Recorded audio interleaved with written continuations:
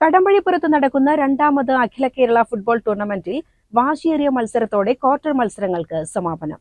തിങ്കളാഴ്ച government UP school ഗ്രൗണ്ടിൽ തീപാറും മത്സരമാണ് നടന്നത്. സ്വാഗതം ചെയ്യുകയാണ്.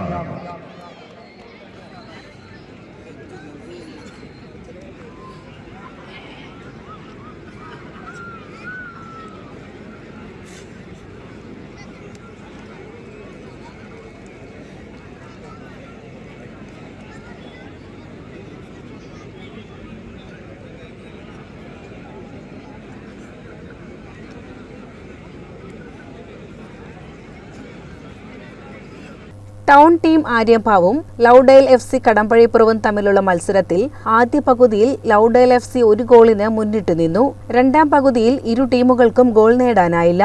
ഇതോടെ ലൗഡേൽ FC കടമ്പഴിപ്പുറം ഒരു ഗോൾ വിജയത്തോടെ സെമിഫൈനൽ മത്സരത്തിലേക്ക് യോഗ്യത നേടി. കടമ്പഴിപ്പുറം സ്പോർട്സ് അസോസിയേഷൻ ജീവകാരുണ്യ പ്രവർത്തനത്തിന്റെ ഭാഗമായാണ് രണ്ടാമത് അഖില കേരള ഫ്ലഡ് ലൈറ്റ് മത്സരം സംഘടിപ്പിക്കുന്നത്.